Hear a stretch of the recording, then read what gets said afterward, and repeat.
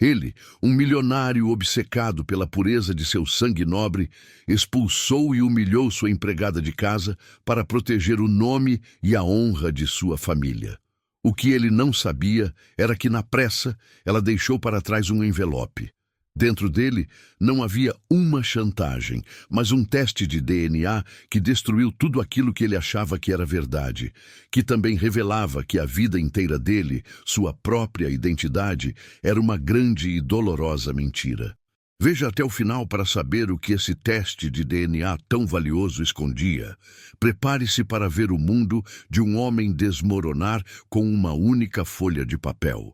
Acompanhe esta história para descobrir o segredo chocante que um simples exame de DNA pode revelar e testemunhar a justiça do destino em sua forma mais irônica e implacável. Se você acredita que a verdade sempre encontra um caminho, e que o orgulho é o primeiro passo para a queda, esta história é para você. Se inscreva, deixe seu like e fique até o fim e nos diga o que achou desta incrível reviravolta. Na ala oeste da imensa mansão dos Ventura, havia um cômodo onde poucos empregados tinham permissão para entrar. Não era o escritório de negócios de Fernando, mas algo muito mais sagrado para ele, a galeria da família. As paredes eram cobertas por painéis de madeira escura e o ar cheirava a couro e cera de polir. Em vez de obras de arte, as paredes exibiam retratos a óleo de gerações de homens Ventura, cada um com o mesmo olhar austero e queixo altivo. No centro de tudo, em uma parede só sua e sob uma luz dourada e dramática, estava o retrato de seu pai, o Dr. Henrique Ventura. Para Fernando, aquele retrato não era uma pintura, era um altar. Todas as manhãs, antes de começar seu dia de trabalho, ele cumpria o mesmo ritual. Entrava na galeria, fechava a porta pesada e parava em frente à imagem de seu pai. Ele pegava uma flanela macia e polia a pequena placa de latão dourado embaixo do quadro que dizia Dr. Henrique Ventura, um legado de honra e integridade. Ele olhava para os olhos pintados de seu pai e sentia o peso e a glória de sua linhagem. Ele era o herdeiro daquele poder, o guardião daquela honra. Sua vida tinha um único e claro propósito: ser digno do nome Ventura. Naquela manhã, enquanto ele terminava seu ritual, sua mãe, Beatriz, uma mulher de uma elegância fria e imaculada, entrou na galeria. Ela usava um vestido de seda e joias discretas, mas caras. Ela sorriu ao ver o filho ali. "É tão bom ver sua devoção, meu querido", disse ela, a voz suave como veludo. "Seu pai ficaria tão orgulhoso de ver como você protege nosso nome." Fernando se virou para ela, o rosto sério. "Proteger nosso nome é a minha única obrigação, mamãe, e eu não vou falhar." Beatriz se aproximou e passou a mão pelo ombro do filho. "Eu sei que não vai, mas o mundo está cheio de perigos, de pessoas que querem se aproveitar de nossa bondade, de nosso status. É preciso estar sempre vigilante." O tom dela era de um aviso sutil, uma gota de veneno em uma taça de cristal. Ela caminhou pela sala, parando em frente a uma janela que dava para o jardim. "Até mesmo com os que trabalham para nós. É preciso ter muito cuidado com quem colocamos dentro de nossa casa, querido. Pessoas com passados complicados, pessoas que podem trazer problemas." Fernando sabia exatamente de quem ela estava falando. Sua mãe já havia feito comentários velados antes sobre Sofia, a empregada que trabalhava para a família há alguns anos.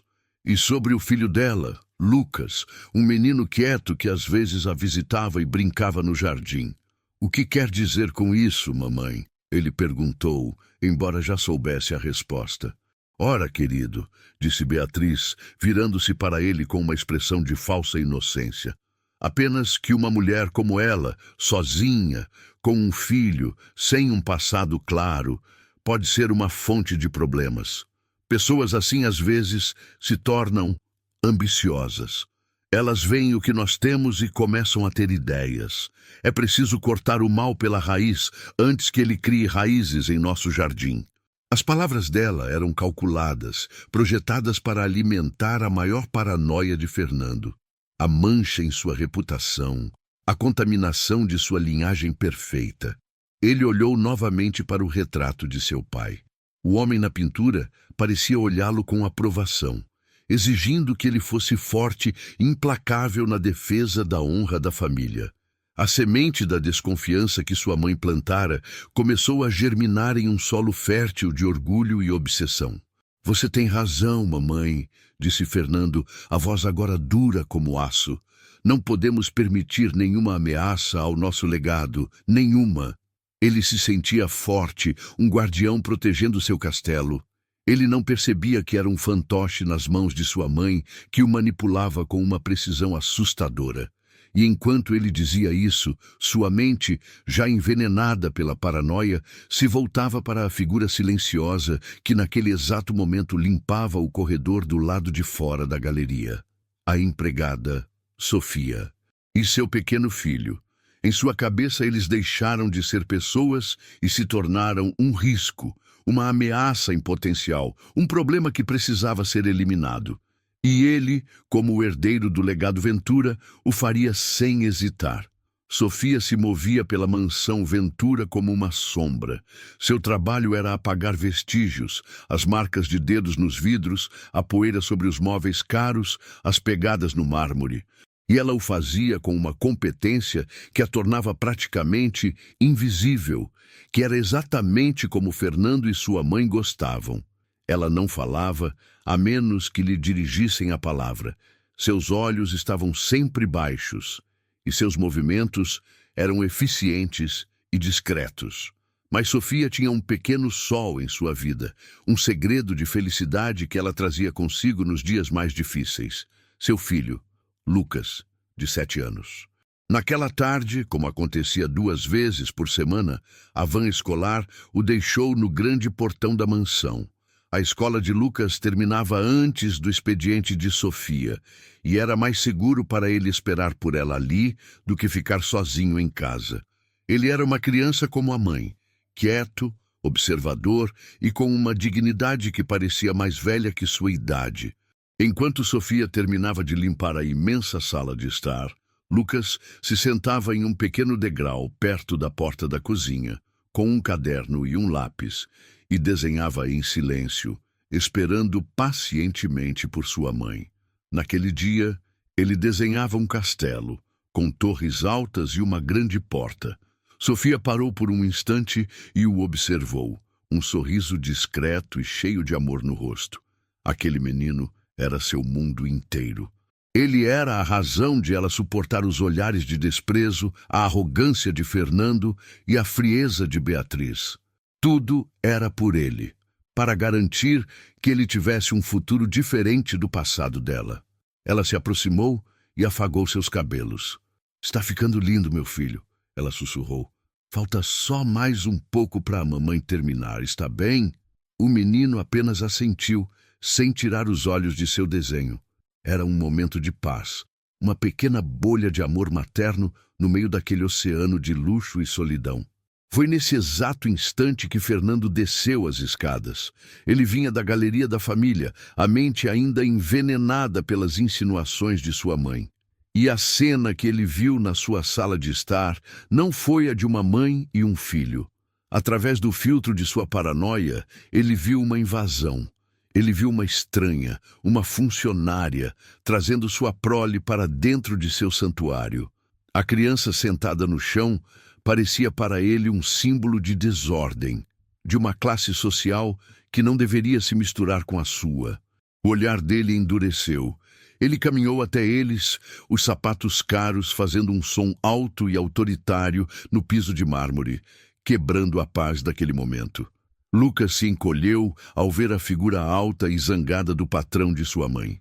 Sofia se levantou rapidamente, o corpo se colocando instintivamente entre Fernando e seu filho. "Senhor Fernando, boa tarde. Nós já estamos de saída", disse ela, a voz respeitosa, mas com um tremor de medo. Fernando não olhou para ela. Olhou para o menino e depois para o caderno de desenho no chão. Seu rosto era uma máscara de desdém. Eu não pago você para trazer seus problemas pessoais para a minha casa, Sofia, disse ele, a voz fria e cortante. Este é um ambiente de trabalho, não uma creche. A presença de uma criança aqui é inapropriada e anti-higiênica. Cada palavra era um pequeno corte, uma humilhação deliberada. Ele estava testando os limites, afirmando seu domínio. Isso não vai se repetir, senhor. Me desculpe, disse Sofia, os olhos fixos no chão. É claro que não vai se repetir, ele respondeu, o tom agora carregado de uma ameaça final. Providencie para que ele não pise mais nesta casa. Ele olhou uma última vez para o menino encolhido e para a mãe apavorada. Para ele, eles não eram pessoas, eram um risco, uma possível mancha em sua linhagem perfeita, uma variável descontrolada que precisava ser eliminada. Ele se virou e subiu as escadas, mas o olhar dele permaneceu na memória de Sofia, como uma queimadura. Ela sentiu um calafrio de mau presságio, uma sensação de que algo terrível estava para acontecer, e ela estava certa, pois naquele momento, Fernando caminhava de volta para a galeria, para perto do retrato de seu pai, a decisão já formada em sua mente como uma pedra de gelo. A sombra silenciosa que trabalhava em sua casa e seu pequeno filho precisavam ser expulsos, para sempre. A imagem de Sofia e seu filho na sala de estar não saiu da cabeça de Fernando. A presença deles em seu espaço sagrado foi como uma rachadura em um vidro perfeito. Ele subiu as escadas e foi direto para os aposentos de sua mãe, Beatriz, precisando que a suspeita que ele sentia fosse validada, transformada em uma certeza que justificasse a ação que ele já desejava tomar. Ele a encontrou em sua varanda particular, lendo uma revista de arte. Mamãe, sobre a empregada. Ele começou, a voz tensa. Beatriz baixou a revista lentamente, um sorriso frio e calculado em seus lábios. Ela sabia que a semente que plantara havia germinado. Sofia, o que tem ela, querido? Perguntou com falsa inocência. A senhora estava certa. A presença dela, do menino, é inadequada. É um risco. Eu não gostei. Beatriz suspirou. Um suspiro teatral de preocupação. Eu temia por isso, e, infelizmente, minhas preocupações eram mais fundadas do que eu imaginava. Eu tomei a liberdade para proteger nossa família de pedir uma investigação discreta sobre o passado dela. Ela se levantou e pegou um envelope pardo de uma gaveta. Eu não queria te preocupar sem ter provas, mas o relatório chegou esta manhã. As palavras dela eram mentiras, mas ditas com a convicção de uma verdade absoluta. Não havia relatório, não havia investigador. Havia apenas a maldade de Beatriz e sua necessidade de manter o controle sobre o filho e a fortuna. "O que diz?" perguntou Fernando, ansioso pela justificativa que precisava. "É pior do que pensávamos", disse Beatriz, a voz baixa e conspiratória. "Aparentemente, este é um padrão. Sofia tem um histórico de se empregar em casas de famílias ricas, onde há um homem solteiro ou viúvo. A criança é usada como uma ferramenta para gerar simpatia, para se infiltrar. Houve 2 casos anteriores em que ela tentou criar laços indevidos. A história era uma fabricação completa, mas para a mente paranoica de Fernando era a confirmação de seus piores medos. A ideia de uma aproveitadora tentando se infiltrar em sua linhagem, usando uma criança como isca para manchar o nome Ventura, o encheu de uma fúria gelada e autojustificada.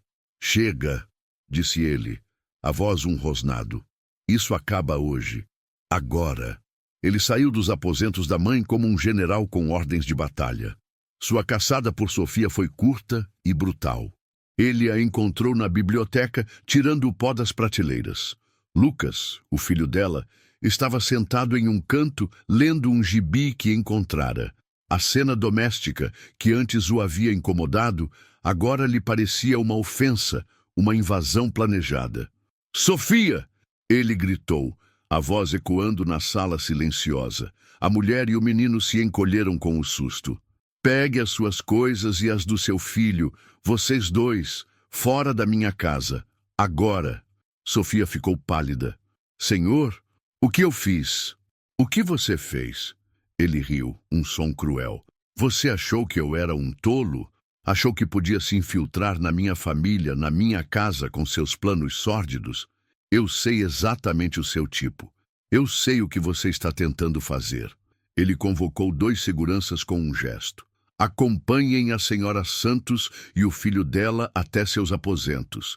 Deem a ela 5 minutos para pegar seus pertences pessoais, nada mais, e depois coloquem-na para fora do portão. A cena foi rápida, eficiente e desumana.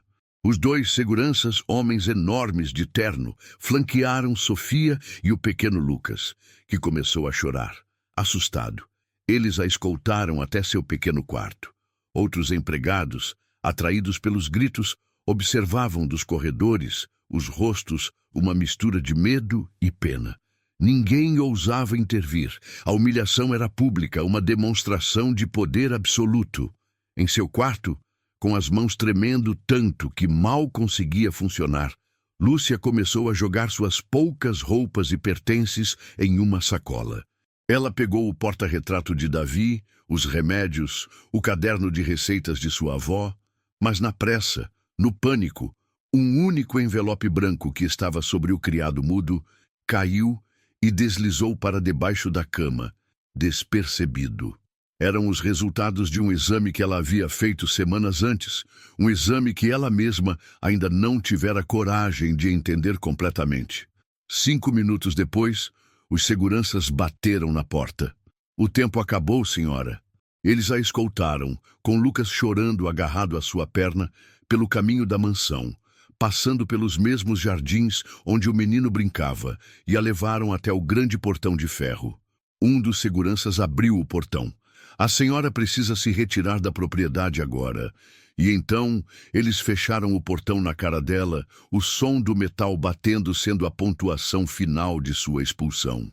Sozinha na calçada, com seu filho soluçando e 2 sacolas de plástico nas mãos, Sofia sentiu seu mundo desabar.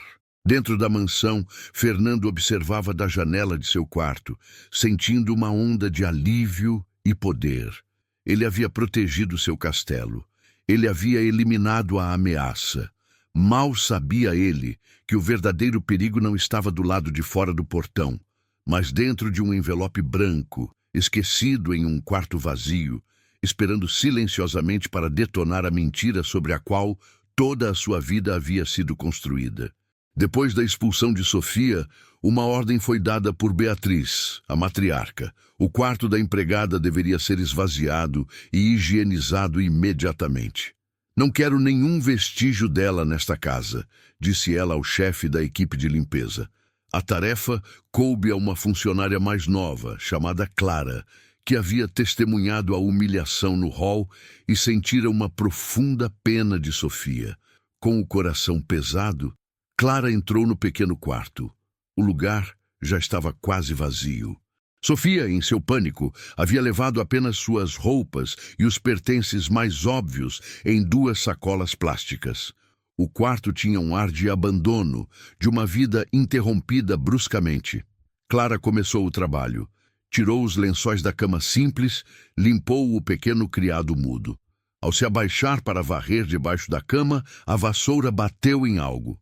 Ela se ajoelhou e olhou. Era um envelope branco, oficial, que devia ter caído do criado mudo na pressa de Sofia. Clara o pegou.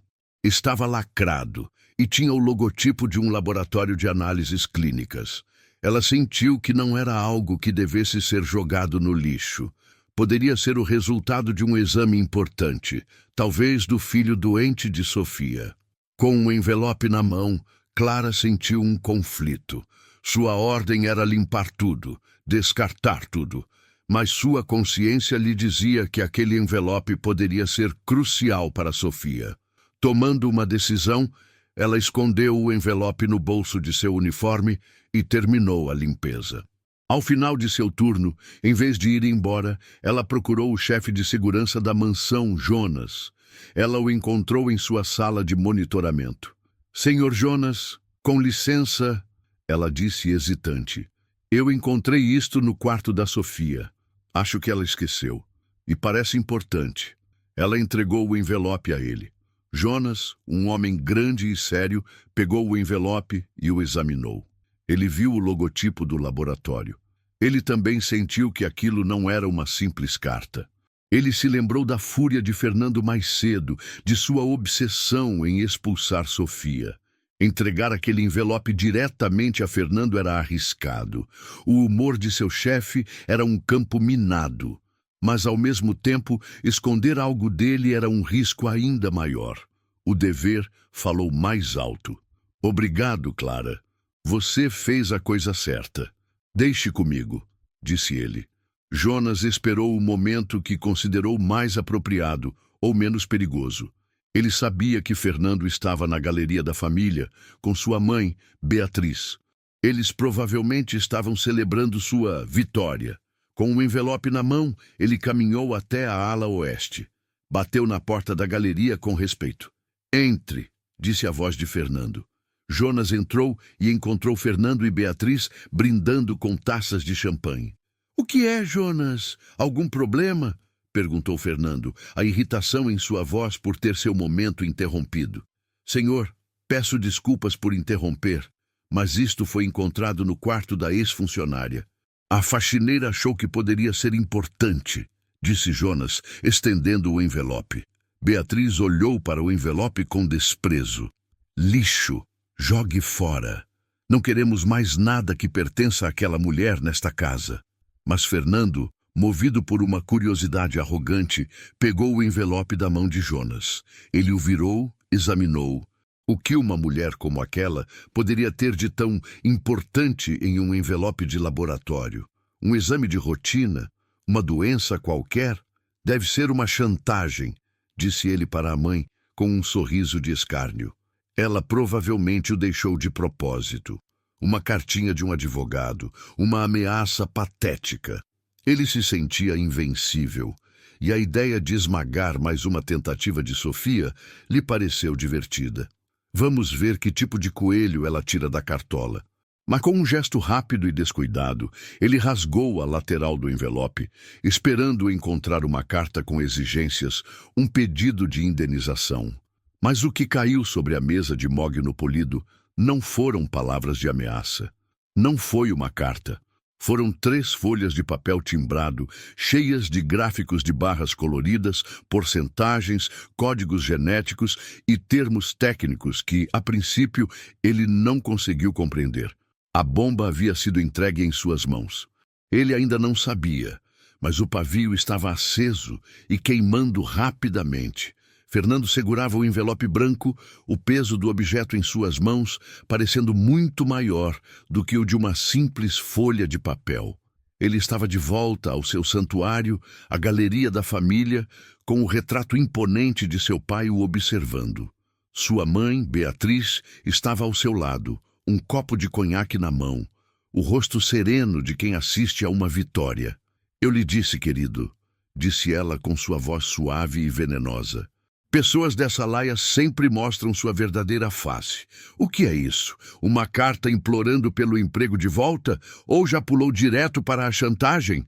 Fernando sorriu com desprezo. Vamos descobrir. Eu quero ver a audácia dela. Quero ler as palavras patéticas que ela escreveu. Ele não usou um abridor de cartas. Com um gesto de raiva contida, ele rasgou a lateral do envelope com o dedo. A violência do ato era um reflexo de sua necessidade de reafirmar o controle. Ele esperava que uma folha de caderno, talvez com uma caligrafia pobre e erros de português, caísse de dentro. Mas não foi isso que aconteceu. O que caiu sobre a mesa de mogno polido foram 3 folhas de papel de alta qualidade, impressas em cores, com o logotipo de um laboratório genético de prestígio no topo, Genomatec. Análises de DNA de precisão. Fernando franziu a testa. Aquilo não era uma carta. Ele pegou a primeira folha. Não havia um texto, não havia uma súplica. Havia gráficos, tabelas, sequências de marcadores genéticos e termos técnicos que ele não compreendia. Cromossomo I, locus, DS1391, alelo 10. Ele se sentiu pela primeira vez em muito tempo ignorante. E ele odiou esse sentimento. O que é isso? Que lixo é esse? Ele perguntou mais para si mesmo do que para a mãe. Beatriz se aproximou para olhar, o desprezo em seu rosto se transformando em uma leve apreensão. Parece algum tipo de exame médico. Que ridículo. Ela deve ter deixado cair por engano.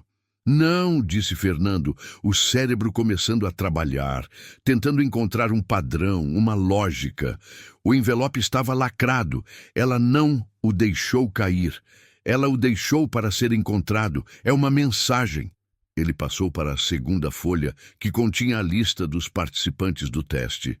E foi ali que seu coração começou a bater mais rápido. Ele leu os nomes em voz alta, a confusão crescendo a cada um. Participante A, Fernando Ventura. Ele olhou para a mãe, que agora estava visivelmente desconfortável. Por que meu nome está aqui? Ele continuou a ler. Participante B, Beatriz Ventura. Participante C, Dr. Henrique Ventura, amostra de referência. Ele parou, a menção ao pai falecido o atingindo como um soco. O nome do papai, o que significa amostra de referência. E então ele leu os últimos dois nomes. Participante D, Sofia Santos. Participante E, Lucas Santos. A lista completa estava ali. Ele, seus pais, a empregada e o filho dela. Todos conectados naquele documento bizarro e incompreensível. A teoria da chantagem parecia cada vez mais plausível, mas de uma forma que ele não conseguia decifrar. Qual era o jogo? Ele tentou ler as conclusões na terceira página, mas o texto era uma parede de jargão científico. Análise de haplótipos, exclusão de paternidade, probabilidade de avuncular. Ele se sentia um analfabeto, o mesmo sentimento que ele havia imposto a Sofia. A ironia era tão espessa que ele podia senti-la na garganta. Ele jogou os papéis na mesa com frustração. O tremor em sua mão voltou com força. Eu não entendo. Que tipo de ameaça é essa? O que ela quer insinuar com este circo? Beatriz, que havia ficado pálida ao ouvir o nome do falecido marido, recompôs-se rapidamente. É um truque, Fernando. Uma tentativa de te confundir, de te intimidar. Queime este lixo. Não dê a ela o poder de colocar dúvidas em sua cabeça. Nós a expulsamos. É o fim da história.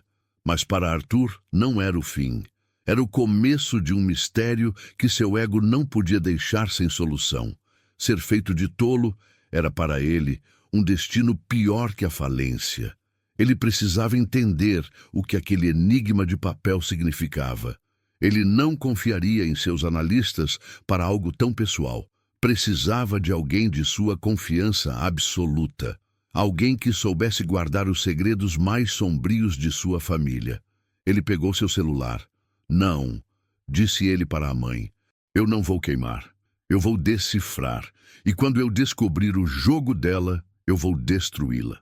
Ele discou o número de seu advogado pessoal, o Dr. Monteiro, um homem discreto e leal que servia à família Ventura há mais de 40 anos. Monteiro, sou eu, Fernando. Cancele o resto do seu dia. Preciso que venha à mansão imediatamente.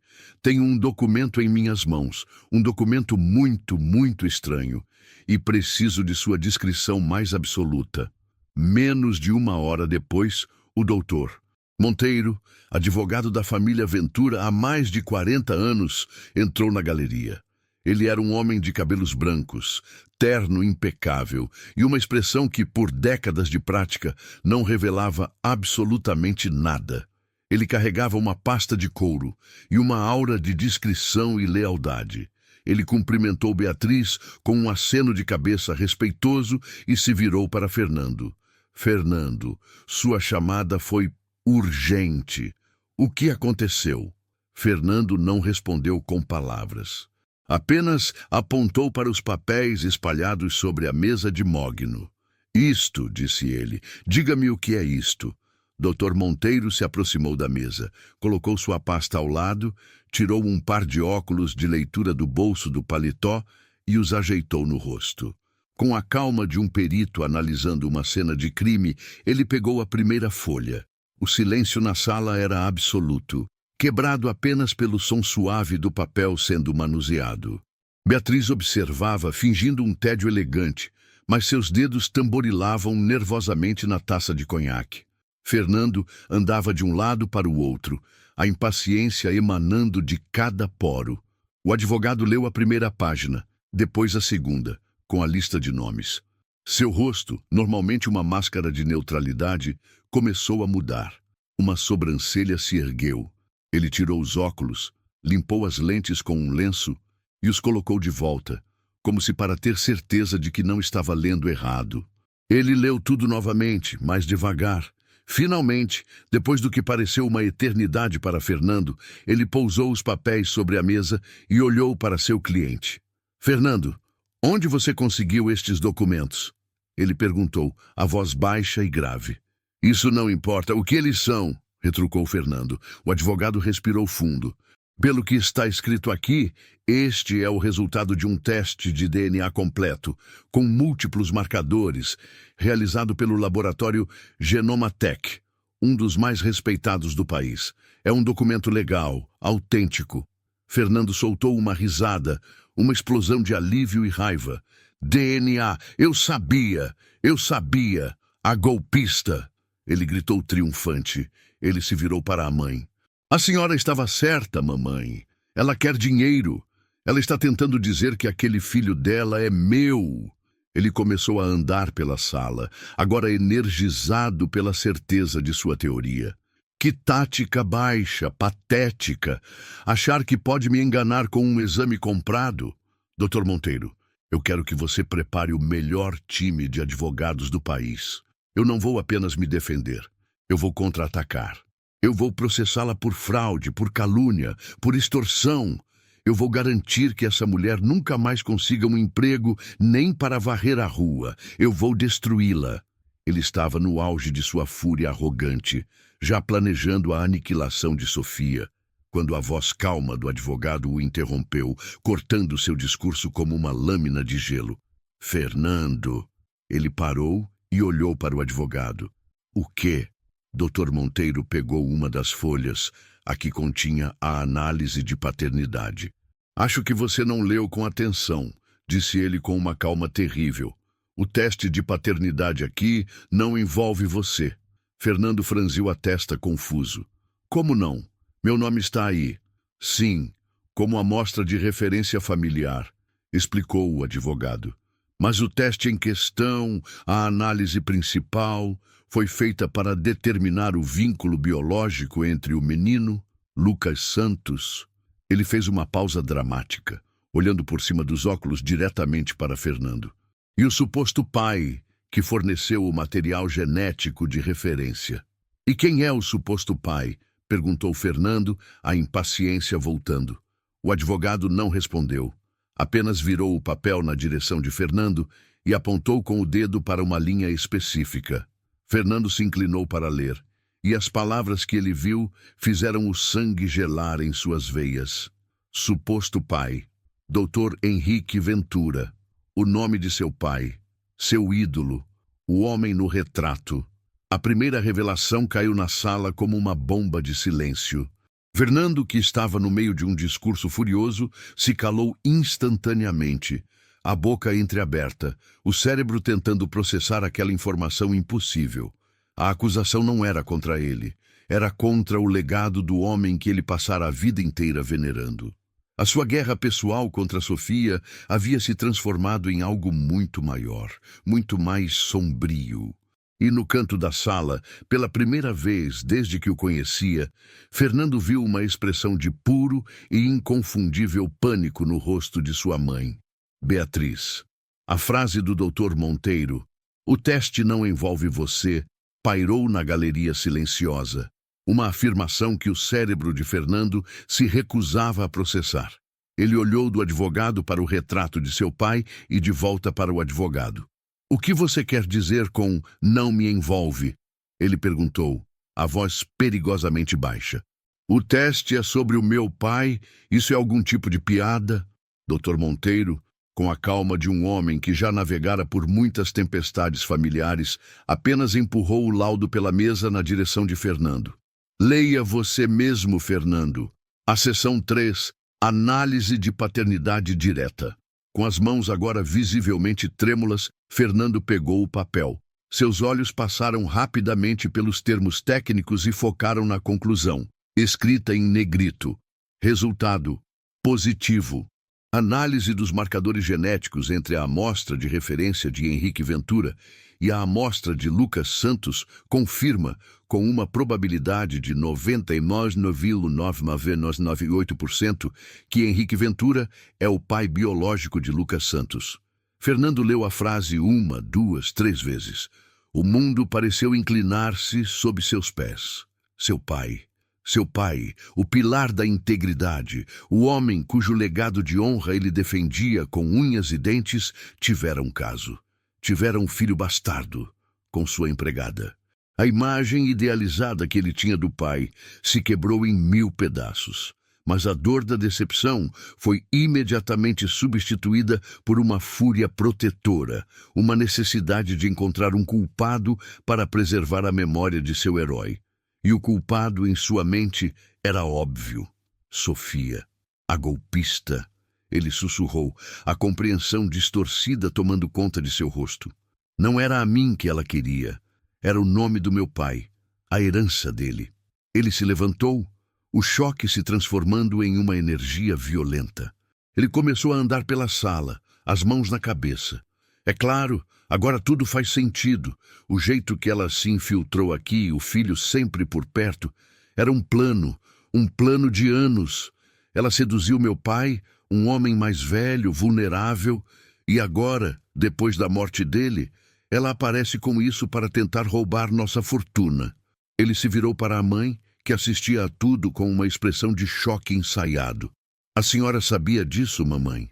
Sabia que o papai tinha essa fraqueza, que ele havia manchado o nosso nome dessa forma. Beatriz, uma atriz talentosa, levou a mão ao peito. Fernando, eu estou tão chocada quanto você. Seu pai, eu nunca poderia imaginar. Que vergonha, meu filho, que vergonha para a nossa família. As palavras dela apenas jogaram mais lenha na fogueira da fúria de Fernando. Ele agora tinha a justificativa perfeita para seu ódio. Sofia não era apenas uma ladra de comida. Era uma destruidora de lares, uma caçadora de fortunas, uma serpente que havia enganado seu nobre pai. A memória da humilhação que ele a fizera passar na festa dias antes não lhe trouxe culpa, mas satisfação. Ele sentiu que seu instinto estava certo o tempo todo. Ele havia sentido o perigo que ela representava. Ela não vai conseguir. Ele rosnou, parando em frente ao retrato de seu pai, como se fizesse uma promessa. Ela não vai tocar em um único centavo do que é nosso por direito. Ela não vai manchar a sua memória, papai. Eu não vou deixar. Ele se virou para o Dr. Monteiro, os olhos injetados de raiva. Monteiro, eu quero que você entre em contato com nossos advogados criminais. Prepare o maior processo que este país já viu. Vamos acusá-la de fraude, de extorsão. Vamos provar que este teste foi falsificado, que ela coagiu meu pai. Eu quero a guarda daquela criança. Ela não é mãe, é uma criminosa. Ela nunca mais vai chegar perto da fortuna dos Ventura. Ele estava em pleno discurso, cego pela fúria de proteger a memória de seu pai e a integridade de sua herança. Ele já se via nos tribunais, destruindo Sofia, expondo-a como a golpista que ele tinha certeza que ela era. Ele se sentia poderoso de novo, no controle, em meio a uma crise que ele transformaria em uma guerra e que ele, obviamente, venceria.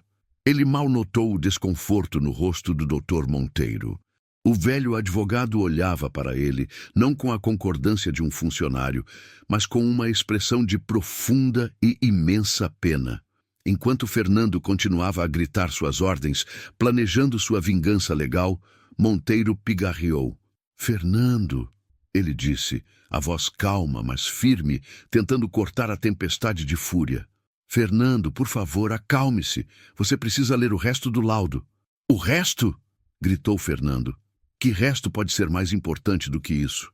O advogado levantou a mão, pedindo silêncio. Fernando, por favor, sente-se. Ainda não acabou. Tem mais uma coisa. A parte mais importante do exame. A fúria de Fernando era um incêndio descontrolado na galeria da família. Ele andava de um lado para o outro, gritando ordens para o Dr. Monteiro, planejando a aniquilação legal de Sofia, a mulher que ele via como uma serpente que havia manchado a honra de seu pai. Eu quero os melhores advogados de caráter do país. Quero que investiguem cada passo da vida dela. Não vamos deixar pedra sobre pedra. Ela vai se arrepender do dia em que nasceu.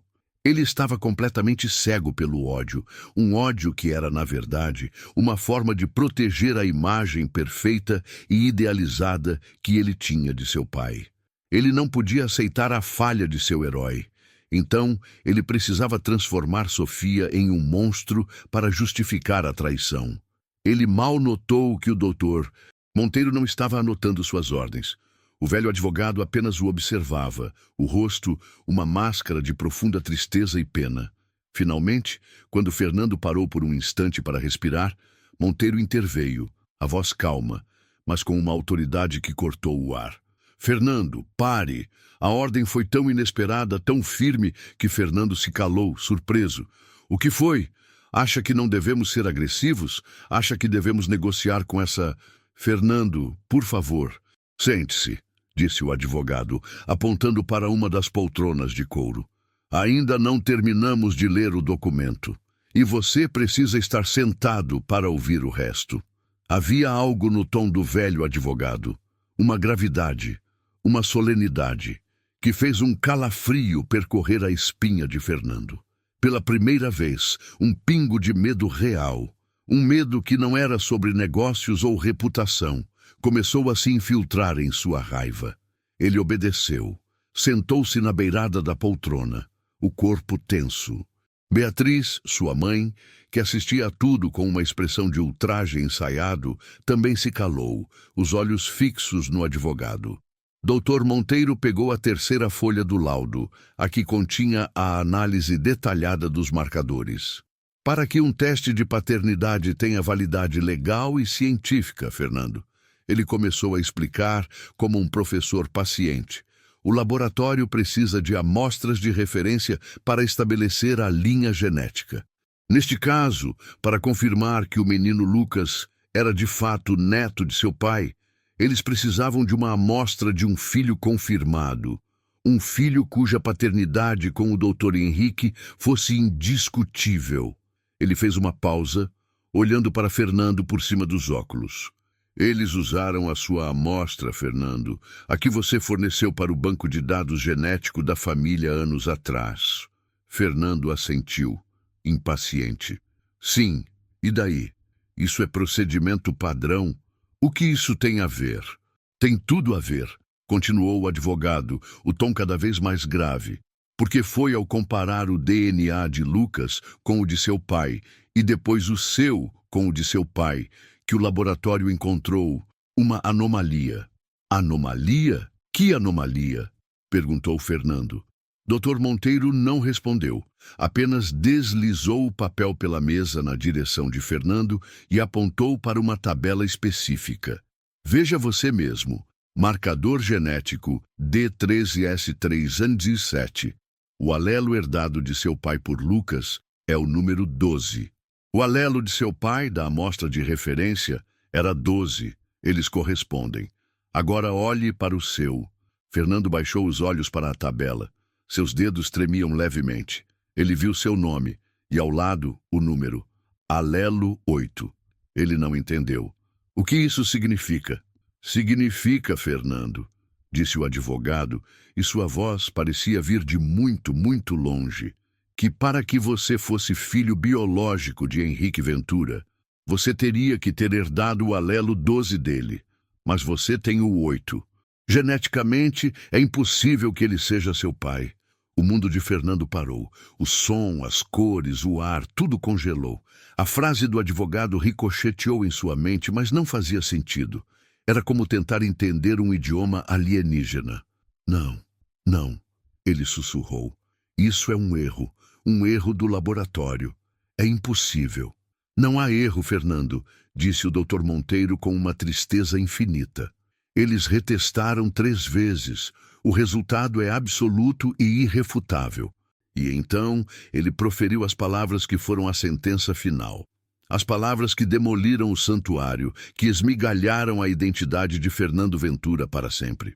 O teste prova, com 99,9% de certeza, que o menino Lucas é filho de seu pai. E prova, com 100% de certeza, que você... Não é.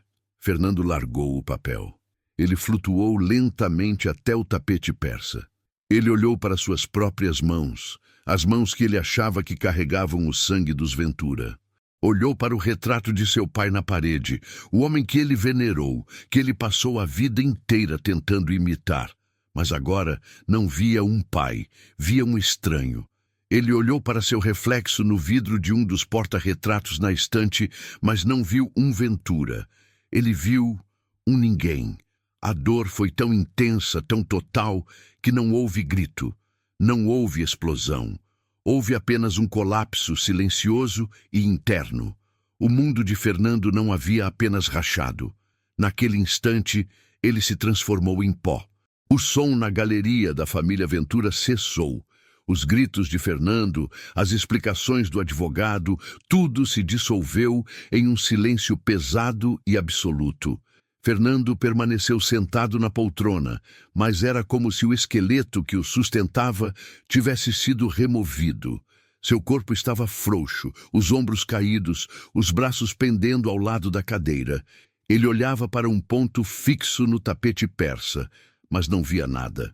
Sua mente, antes uma máquina de processamento rápido, agora era um terreno baldio, varrido por um furacão. As palavras do advogado ainda ecoavam em sua cabeça. Você não é. 2 palavras. Apenas 2 palavras que funcionaram como um martelo, demolindo a estrutura de 35 anos de sua vida. Cada memória, cada conquista, cada gota de orgulho que ele já sentiu, tudo estava agora manchado, invalidado por aquela verdade simples e brutal. O nome Ventura, que ele carregava como uma coroa, era uma fantasia. A linhagem pela qual ele humilhou e expulsou uma mulher inocente não era a sua. Ele era uma fraude. Lentamente, como um homem aprendendo a ver novamente, ele ergueu os olhos e olhou ao redor daquela sala, seu santuário. Mas agora ele o via de forma diferente. Os retratos a óleo de seus ancestrais nas paredes não eram mais sua família.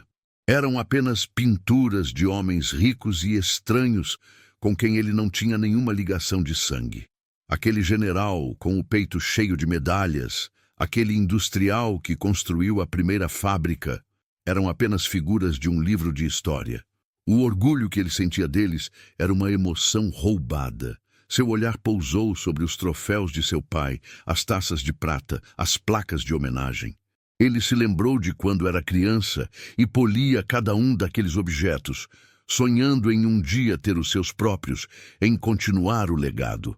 Agora, ele via que o legado não era seu para continuar.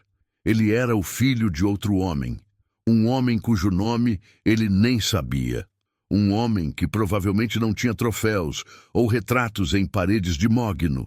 Seus olhos finalmente se fixaram no grande retrato de Henrique Ventura, o homem que ele chamara de pai a vida inteira. A figura na pintura, antes um ídolo, um deus de honra e integridade, agora parecia diferente. Fernando não sentia mais a veneração. Sentia uma estranha e vazia pena. Pena de um homem poderoso que havia sido enganado. Um homem que viveu e morreu acreditando que ele, Fernando, era o herdeiro de seu sangue, o continuador de sua obra. E ele, Fernando, havia passado a vida inteira tentando honrar um pai que, biologicamente, nunca fora seu. A ironia era tão esmagadora, tão completa, que ele sentiu uma vontade de rir, um riso histérico e louco. Mas nenhum som saiu. Ele não tinha mais forças nem para o desespero. E então, a pior parte da verdade o atingiu como uma segunda onda, ainda mais forte que a primeira. O menino, Lucas, o filho da empregada, o menino quieto que ele havia olhado com tanto desprezo. Aquele menino era o verdadeiro herdeiro, o único naquela casa, além de sua mãe, que carregava o verdadeiro sangue Ventura.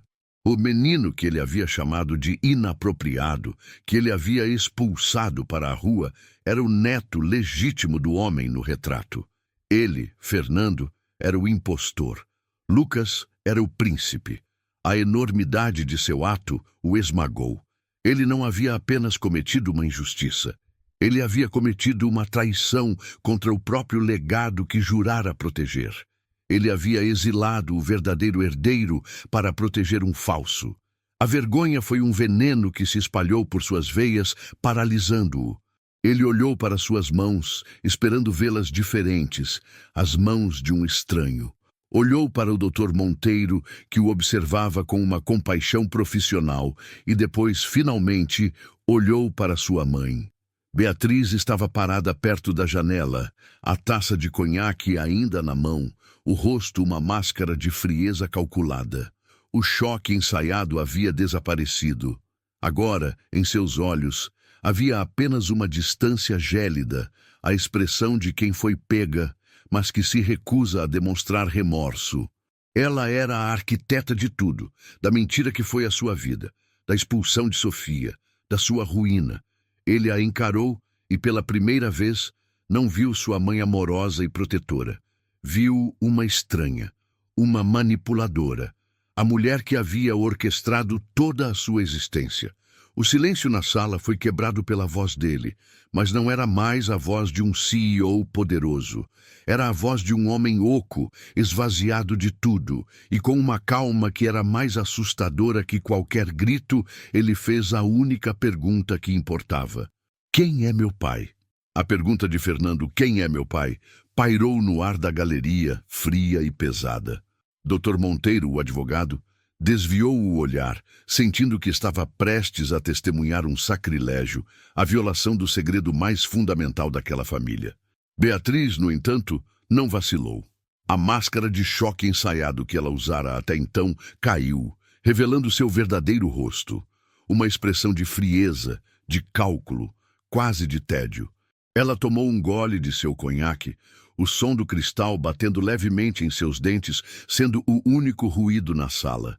Ela olhou para o filho, não com compaixão, mas com a irritação de quem tem um plano de décadas subitamente exposto por um imprevisto.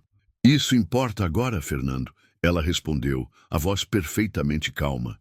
Você é um Ventura, é o que seu registro diz, é o que o mundo acredita. O resto são detalhes biológicos irrelevantes. A frieza dela foi mais chocante para Fernando do que a própria revelação. Ele esperava lágrimas, uma confissão dolorosa, uma história de amor proibido, mas não havia nada disso. Havia apenas pragmatismo. Detalhes irrelevantes, ele repetiu, a voz embargada por uma nova emoção. O nojo. Minha vida inteira é um detalhe irrelevante. Eu passei 35 anos venerando um homem que não era meu pai. Eu expulsei uma mulher e uma criança de minha casa para proteger um nome que não é meu por direito. E você me pergunta se isso importa? Ele pegou o laudo do DNA do chão e o jogou na mesa na frente dela. Isso importa. Agora responda à minha pergunta. Quem é ele? Beatriz suspirou, um suspiro de enfado, como se estivesse explicando uma negociação comercial para uma criança. Você quer mesmo saber? A verdade não é uma história bonita de amor, Fernando. É uma história de estratégia. Ela se sentou em uma das poltronas, cruzou as pernas e começou a narrar a história da concepção de seu filho como quem narra um balanço de negócios. Seu pai, o homem que você sempre chamou de pai, Henrique, era um bom homem. Um homem honrado, mas ele não podia ter filhos. Um problema de nascença. Nós tentamos por anos os melhores tratamentos. Nada funcionou. E para um Ventura, não ter um herdeiro era o fim da linha. Era uma humilhação que ele não suportaria. Ela fez uma pausa, tomando mais um gole de sua bebida. Um herdeiro era necessário para manter o nome, a fortuna, o status, para que a família continuasse. Então eu tomei uma decisão prática, um acordo com um homem. Ele era um professor universitário, um poeta, brilhante, bonito, mas pobre como um rato. Ele nunca teria nada na vida. Eu lhe ofereci um acordo, uma noite. E em troca, uma quantia em dinheiro que garantiria que ele desaparecesse para sempre, que nunca procurasse por você, que nunca fizesse parte de nossas vidas. Foi uma transação, limpa e eficiente. Ele cumpriu a parte dele, e eu cumpri a minha. 9 meses depois, você nasceu. Henrique o registrou como filho dele, feliz por finalmente ter seu herdeiro, e a dinastia Ventura foi salva. Ela terminou a história com um sorriso satisfeito. Ela não via nenhuma falha moral em seus atos. Via apenas a execução bem-sucedida de um plano de negócios. Fernando a ouvia, e o último resquício de amor e respeito que sentia por sua mãe se desfez. Ele não via uma mulher que havia feito um sacrifício. Via uma estrategista fria, uma mulher que o havia usado, que o havia fabricado como uma peça para manter seu próprio status e conforto. Você me usou, ele sussurrou, a compreensão o atingindo em cheio. Minha vida inteira. Cada elogio, cada cobrança para ser o melhor, para honrar o nome, era tudo uma farsa para manter o seu estilo de vida. Eu lhe dei o melhor estilo de vida que existe, ela retrucou, pela primeira vez mostrando irritação. Eu lhe dei o nome Ventura. Eu lhe dei poder, riqueza, tudo. E você é grato? Não! Você chora por causa de um detalhe biológico. Você é fraco, Fernando. Mais fraco do que eu pensava. As palavras dela não o machucaram mais. Ele não sentia nada por ela. Apenas um vazio gelado. Ele se virou para o retrato de Henrique Ventura na parede. O homem que o criou, que lhe deu amor e que foi o maior enganado de todos. E então ele pensou em Lucas, o menino, o neto de Henrique, o verdadeiro sangue Ventura, expulso para a rua. A dor e a vergonha deram lugar a um novo e claro propósito. Ele não podia consertar a mentira de sua vida, mas ele podia reparar a injustiça que ele mesmo havia cometido. Ele se virou e caminhou em direção à porta, deixando sua mãe e o doutor Monteiro para trás. "Onde você vai?" gritou Beatriz, agora percebendo que havia perdido o controle sobre ele. Fernando parou na porta, mas não se virou para olhá-la. "Eu vou consertar o seu erro", disse ele. "Vou encontrar o verdadeiro herdeiro Ventura. É a única coisa honrada que me resta fazer." Fernando saiu da galeria da família, deixando para trás sua mãe petrificada e o advogado chocado. Ele não olhou para trás. O homem que desceu as escadas da mansão não era o mesmo que as havia subido naquela manhã. O milionário arrogante, o herdeiro orgulhoso, havia morrido naquela sala. Em seu lugar, nasceu um homem com uma única e desesperada missão: encontrar Sofia e o menino Lucas. A vergonha e a dor de sua vida de mentiras poderiam consumi-lo mais tarde. Agora, a única coisa que importava era a urgência de reparar a injustiça monumental que ele havia cometido. Ele entrou em seu escritório e pegou o telefone. A voz que saiu dele era fria, precisa e carregada de uma autoridade que sua equipe não ouvia há semanas. Era a voz do antigo CEO, mas a serviço de um novo mestre, sua própria e recém-descoberta consciência. "Jonas", ele disse para seu chefe de segurança, "quero que você encontre a ex-funcionária Sofia Santos e seu filho Lucas. Agora, essa é a prioridade absoluta da empresa Ventura. Cancele tudo, foque nisso." A máquina de poder de Fernando, que poucas semanas antes fora mobilizada para uma busca egoísta, agora trabalhava para a redenção. Mas o desafio era o mesmo. Sofia era um fantasma. Os primeiros relatórios que chegaram foram um balde de água fria.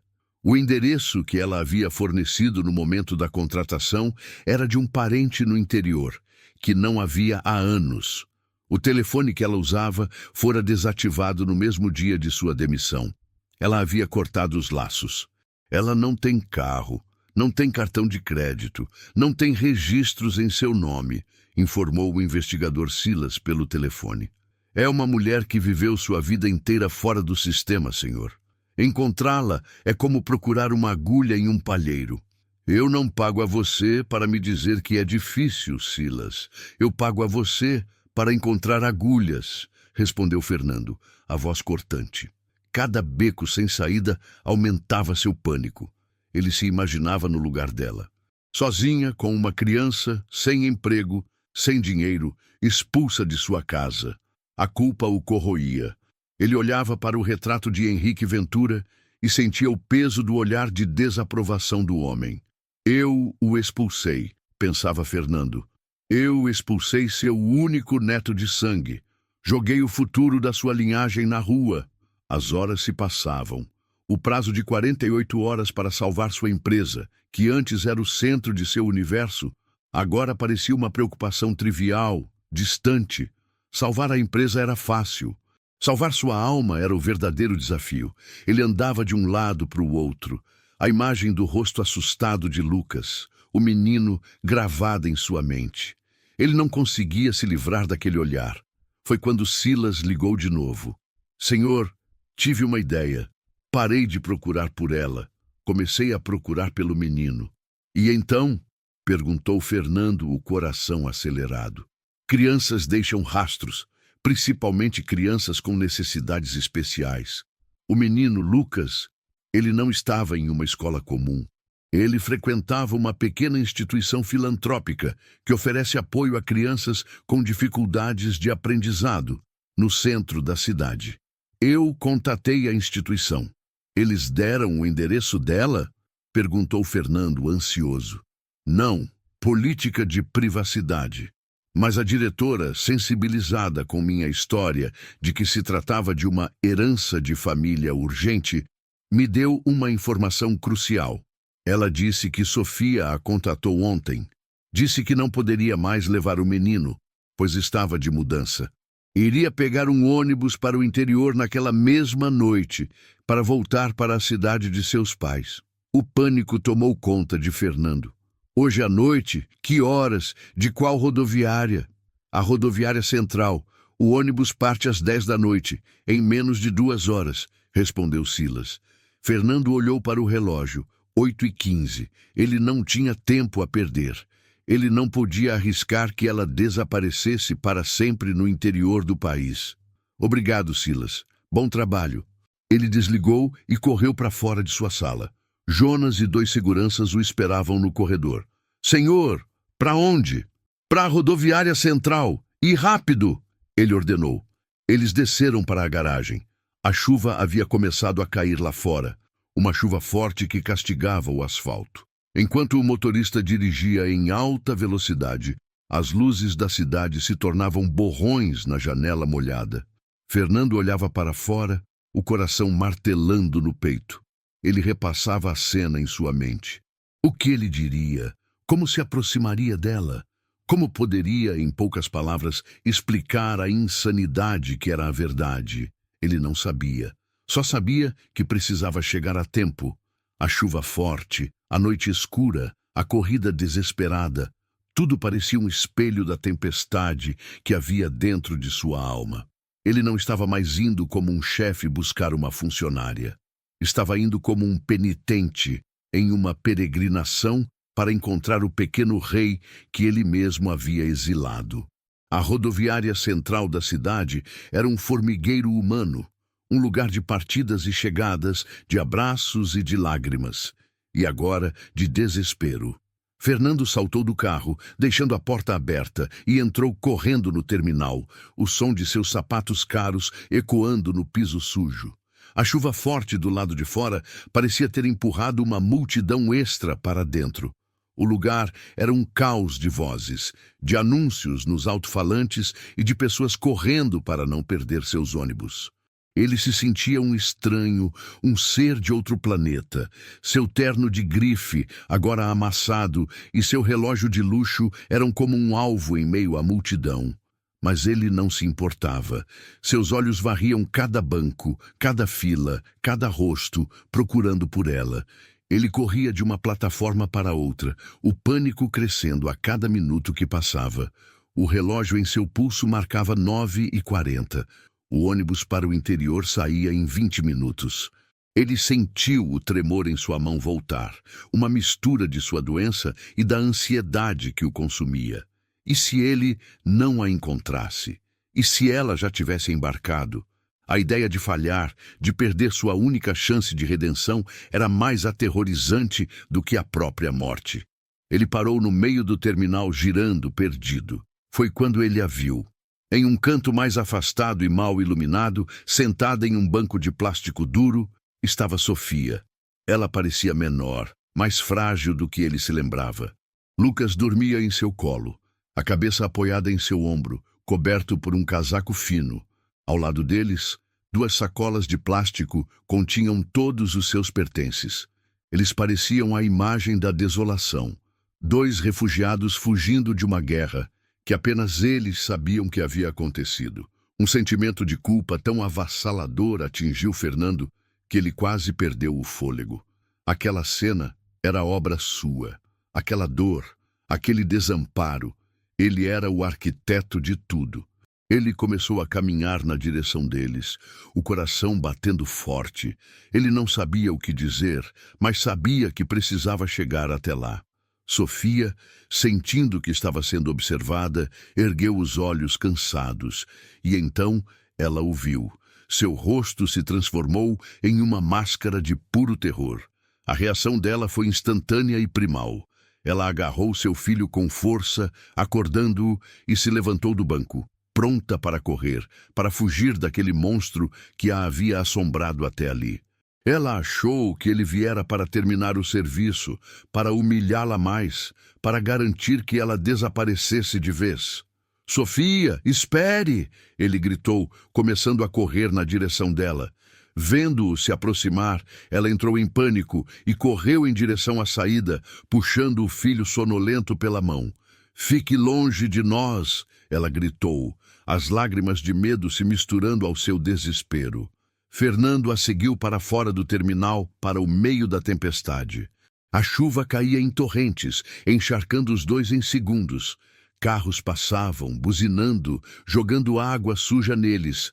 Ali, na calçada molhada, sob a luz dos faróis e o som dos trovões, a confrontação final aconteceu. «Por favor, me escute!» ele implorou, a voz alta para superar o barulho da chuva. «Eu não vim para te fazer mal!» «Mentira!» ela gritou de volta, protegendo o filho atrás de si. «Você veio para rir de nós, para nos ver na miséria!» «Não!» ele gritou desesperado, sabendo que tinha apenas segundos para impedi-la de sumir em um táxi ou em outro ônibus.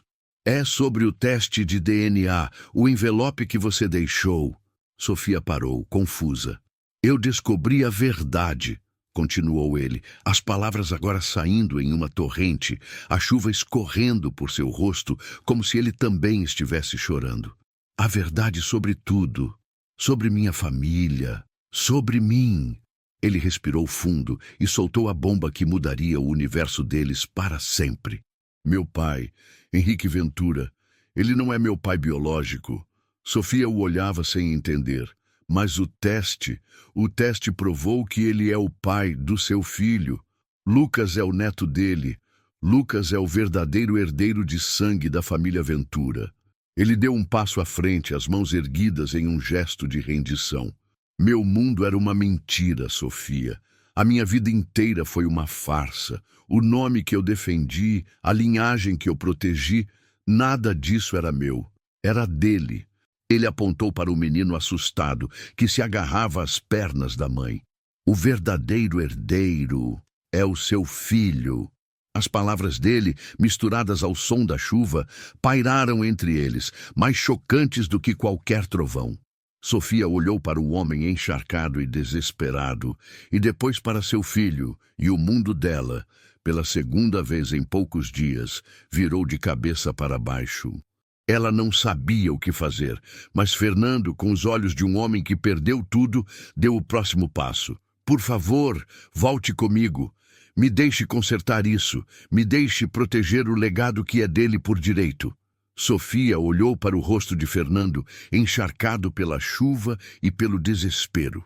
As palavras dele, Lucas é o verdadeiro herdeiro, ecoavam em sua mente. Uma verdade tão colossal que era quase impossível de acreditar. Mas os olhos dele não mentiam. A dor, a vergonha e a estranha súplica em seu olhar eram reais. Ela olhou para seu filho, Lucas, que se agarrava a ela, assustado com a chuva e com a intensidade daquele homem. E ela entendeu que o mundo deles havia se partido para sempre. Não havia mais para onde fugir. O destino os havia amarrado de forma permanente. Com um aceno de cabeça quase imperceptível, ela aceitou. Aceitou voltar. Aceitou enfrentar o que quer que viesse a seguir. Fernando sentiu um alívio tão profundo que suas pernas quase cederam novamente. Ele os guiou até seu carro, abrindo a porta para eles com uma reverência que deixou Sofia ainda mais confusa. A viagem de volta para a mansão foi feita em um silêncio denso. A chuva batia no vidro. Lucas adormeceu no banco de trás, e Sofia e Fernando olhavam para a frente, cada um perdido no labirinto de suas próprias mentes, processando a nova e chocante realidade de suas vidas. Quando chegaram aos portões da mansão, Fernando não entrou pela entrada de serviço. Ele parou o carro em frente à grande porta principal, o mesmo lugar onde dias antes ele havia jogado a bolsa de Sofia na calçada. Ele desceu, deu a volta e abriu a porta para ela, como um cavalheiro. "Bem-vinda de volta à sua casa, Sofia", ele disse a voz baixa. "A casa do seu filho." Ele a guiou para dentro. A primeira pessoa que eles encontraram no hall de entrada foi Beatriz, a matriarca. Ao ver Sofia e o menino de volta, o rosto dela se contraiu em uma máscara de fúria e nojo. "O que esta mulher e esta criança estão fazendo aqui de novo, Fernando? Eu não dei uma ordem clara?" Fernando parou em frente à sua mãe. O medo que ele sempre sentira dela havia desaparecido, substituído por uma calma fria. "A senhora não dá mais ordens nesta casa, mamãe", disse ele. "Sua fraude foi descoberta." Ele ergueu o laudo do DNA. "Eu sei de tudo. Sei que não sou um Ventura. E sei que ele apontou para Lucas, que se escondia atrás de Sofia, "é o único Ventura de sangue nesta sala, além de você." O rosto de Beatriz ficou pálido. A compostura dela finalmente se quebrou. "Você não faria isso", ela sussurrou. "Isso destruiria tudo." "Você já destruiu tudo", ele respondeu, "mas eu vou reconstruir, da maneira certa." Ele ignorou a mãe, que ficou paralisada de choque, e convocou todos os empregados da casa para o hall de entrada. Em poucos minutos, a equipe estava reunida, os rostos cheios de confusão e medo, vendo Sofia e Lucas ali, ao lado do patrão. Fernando se colocou no centro da sala. "Eu chamei todos vocês aqui para corrigir uma injustiça terrível", ele começou, a voz clara e forte ecoando pelo mármore. "Há alguns dias eu demiti e humilhei publicamente esta mulher, Sofia Santos, baseando-me em mentiras e em meu próprio preconceito. Hoje eu peço o perdão dela na frente de todos vocês. Mas isso não é tudo." Ele respirou fundo. "Eu descobri a verdade sobre a minha família, e a verdade é que o herdeiro de sangue de meu pai, Henrique Ventura, o verdadeiro dono de tudo o que vocês veem, não sou eu." Ele se virou e colocou a mão suavemente no ombro do pequeno Lucas. "É este menino, Lucas Santos Ventura." Um murmúrio de espanto percorreu a sala. Os empregados olhavam de Fernando para a criança assustada, e de volta. A história era inacreditável. "A partir de hoje", continuou Fernando, "as coisas nesta casa vão mudar. A senhora Sofia será tratada com o respeito devido à mãe do herdeiro desta família, e Lucas será criado e educado para um dia assumir o lugar que é seu por direito." Ele então fez a última coisa que alguém poderia esperar. Ele se virou para o menino Lucas. Ignorando todos os outros, ele se ajoelhou na frente da criança, ficando da mesma altura que ela. O homem mais poderoso da sala estava agora de joelhos diante do filho de sua ex-empregada. Ele olhou nos olhos assustados do menino e falou com uma suavidade e uma sinceridade que ele nunca havia usado antes. Lucas, ele disse, o seu avô, o homem que construiu tudo isso, era um grande homem, e você tem o sangue dele. Eu não. Eu fui apenas um guardião temporário. Ele pegou a pequena mão do menino entre as suas. A partir de hoje, eu não sou mais o chefe desta casa. Eu sou o seu protetor. Meu único trabalho será garantir que você cresça seguro, feliz e que se torne um homem tão honrado quanto seu avô foi. Este é o meu juramento a você. O menino, vendo a verdade nos olhos do homem, lentamente parou de tremer e, em um gesto de aceitação infantil, apertou sua mão. A dinastia havia mudado, o falso rei havia abdicado e o novo guardião havia encontrado, na humildade, sua verdadeira e inesperada redenção.